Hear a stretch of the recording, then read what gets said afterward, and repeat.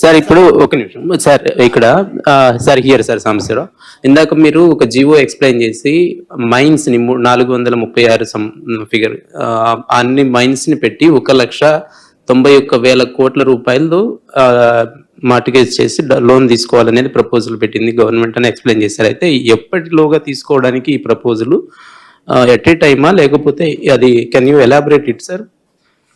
So GO number 69. So GO number 69 gives them the charge. The government is giving APMTC the charge.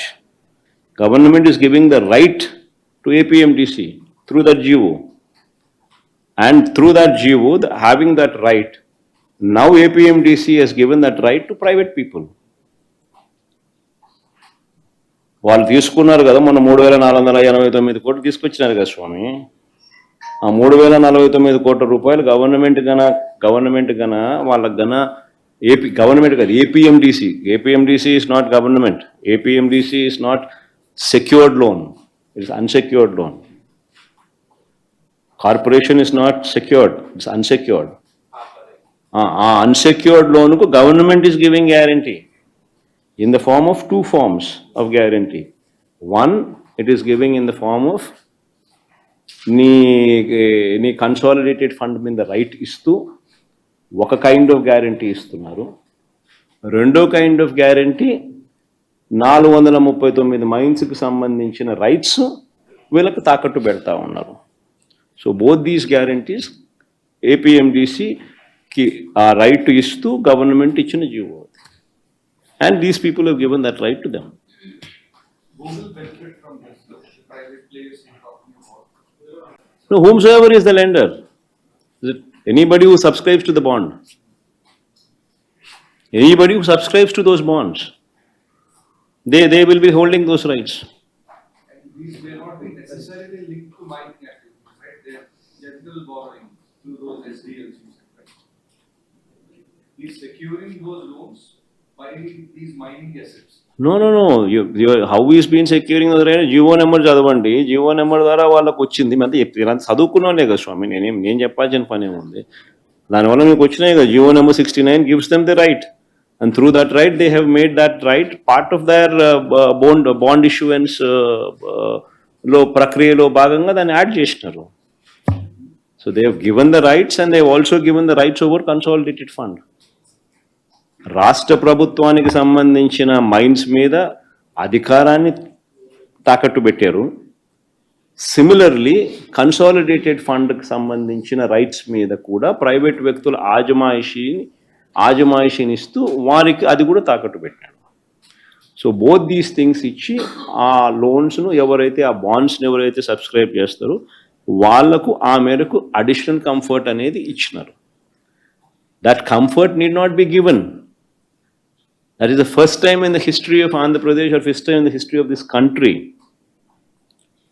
such kind of comfort is given.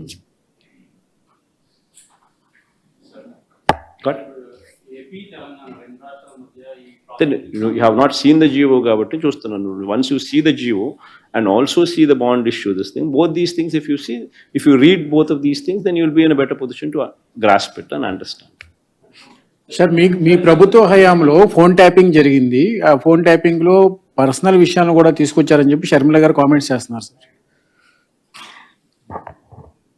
Phone tapping అనేది ఎవరు చేశారు స్వామి?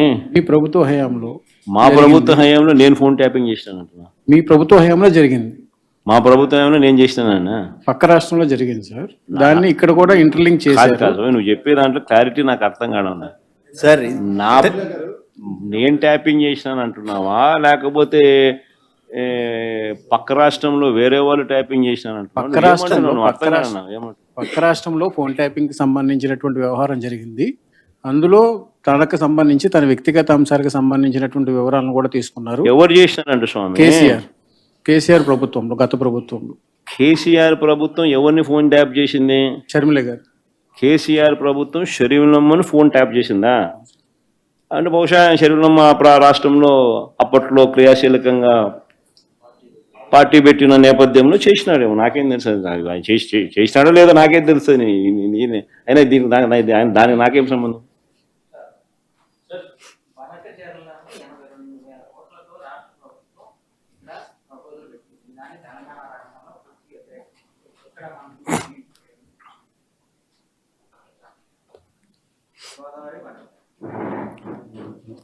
Basically Godavari Banakacherla project అనేది ఏదైతే ఉందో ఇవన్నీ కూడా how it should be done అనేది most important thing, when it should be done అనేది అనదర్ ఇంపార్టెంట్ థింగ్. బేసికలీ ఏంటంటే వ్యవసాయానికి సంబంధించి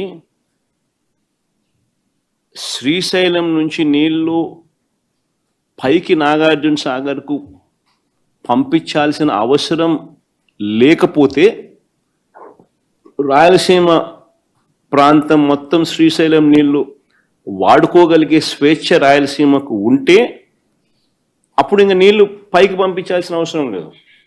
ఆ నీళ్లు రాయలసీమ వాడుకునే పూర్తి పరిస్థితి వస్తుంది. కానీ శ్రీశైలం నుంచి నాగార్జున సాగర్కు ఏదైతే నీళ్లు పోతాయో అవి పోలవరం ఎక్సెస్ వాటర్ను మనం త్రూ పోలవరం కెనాల్ ఏదైతే ఇప్పుడు ఏదైతే వస్తూ ఉన్నాయో నీళ్లు, ఆ పోలవరం కెనాల్ను మనం ఇంకా కొంత ఫర్దర్ వైడనింగో లేకపోతే ఇంకా కొంత డీపెనింగో ఇంకోటో చూసుకొని ఆ జూన్, జూలై, ఆగస్టు, సెప్టెంబర్ ఆ 4 నెలల్లోనే ఓవర్ఫ్లో అనేది ఎక్కువగా ఉంటుంది. ఆ 4 నెలల్లోనే దాదాపుగా 80% of the flow of water అంటే క్యాచ్మెంట్ ఏరియాలో మొత్తం 3000 TMC ఆ రేంజ్లో కన్నా నీళ్లు కన్నా ఉంటే నువ్వు 3000 TMC స్టోరేజ్ చేసుకోలేవు పోలవరంలో. Polavaram storage capacity is only 190 TMC. So ఆ నీళ్లు ఆ జూన్, జూలై, ఆగస్ట్, సెప్టెంబర్ పీరియడ్లోనే నీళ్లు నువ్వు తీసుకురాగలగాలి. సో ఆ పోలవరం కెపాసిటీ ఇంకా కాస్త పెంచి ఆ కుడికాల పోలవరం కెనాల్ కెపాసిటీని ఇంకా కాస్త పెంచి దాన్ని ఫర్దర్ వైడనింగ్ చేసు, డీపెనింగ్ చేసు ఆ నీళ్లు తీసుకొని వచ్చి కృష్ణాకు నువ్వు సప్లిమెంటేషన్ చేయగలిగితే, కృష్ణా ఆయకట్టుకు నువ్వు నాగార్జున సాగర్కు వెళ్ళి నీళ్లు ఏదైతే ఆయకట్టుకు ఇవ్వాల్సిన అవసరం ఉన్న పరిస్థితి ఏదైతే అదర్వైజ్ శ్రీశైలం నుంచి జరిగేదో అది అక్కడి నుంచి కాకుండా ఇక్కడి నుంచి నువ్వు సప్లిమెంటేషన్ చేయగలిగితే అప్పుడు ఆ నీళ్ళు అక్కడ మిగులుతాయి. అది ఓవరాల్ విజన్. సో ఆ విజన్ జరగాలి అని అంటే ఫస్ట్ చేయాల్సింది ఉన్న పోలవరం కెనాల్ను వైడన్ చేసి డీపెన్ చేసుకోవడం. అది first phase. So phase by phase slowly తీసుకుంటూ రావాలి. అంతా ఒకేసారి తీసుకొని వచ్చి అంతా ఒకేసారి చేసి ఒకేసారి పెట్టే కార్యక్రమం ఒకేసారి చేయలేము కూడా. ఫేజ్ బై ఫేజ్ గ్రాడ్యువల్గా చేసుకుంటూ పోవాలి. సైమల్టేనియస్లీ అది చేసే కొద్దీ శ్రీశైలం నీళ్ళు అక్కడ మిగులుతాయి.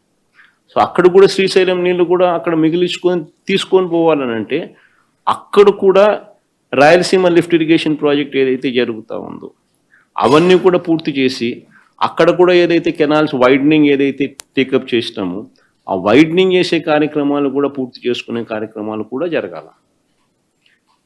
ఎందుకనంటే అక్కడ కూడా ఏంది 4 నెలలే ఆ నీళ్ళు ఆ 4 నెలల్లో ఓవర్ఫ్లో అయిపోవాలి. ఓవర్ఫ్లో కాలేదంటే నాగార్జున సాగర్కి కిందికి వెళ్ళిపోలేదని అనుకో ఆ నీళ్ళు ఎక్కడికి పోతాయి? పోలేవు. ఎక్సెస్ వాటర్ ఎక్కడికి పోతాయి? సో అక్కడైనా 4 నెలలే. సో ఆ 4 నెలల్లోనే నీళ్ళను తీసుకొని పోగలగాలి అక్కడైనా కూడా. సో అక్కడ కూడా సిమిలర్గా వైడనింగు, సిమిలర్లీ కెనాల్ కెపాసిటీస్ను పెంచే కార్యక్రమం ఏదైతే మనం చేసినామో అవన్నీ చేసుకుంటూ అక్కడ డ్యామ్స్లో ఆ రిజర్వాయర్స్లో ఆ నీళ్ళని నింపుకుంటూ పోవాలి. సో కాంప్రిహెన్సివ్గా జరగాలి. ఇది ఒకే ఒక్క ఏదైనా కానీ 4 month విండో. ఆ 4 monthsలో నీకు వర్షాలు పడతాయి. 4 monthsలోనే జరగాల. ఇక్కడైనా అంతే, శ్రీశైలంలో అయినా అంతే, అక్కడైనా పోలవరం అయినా అంతే. సో కాంప్రిహెన్సివ్గా జరగాలంటే ఇక్కడ డబ్బులు ఖర్చు పెట్టాలా, అక్కడ ఒకే చోట డబ్బులు ఖర్చు పెడితే పని జరగదు. ఇక్కడ పెట్టాలి, అక్కడ పెట్టుకుంటా స్లోలీ వైడనింగ్ చేసుకుంటూ ఆ 4 నెలలు ఇక్కడ యూటిలైజేషన్, ఆ 4 నెలలు ఇక్కడ యూటిలైజేషన్ తీసుకున్నాం.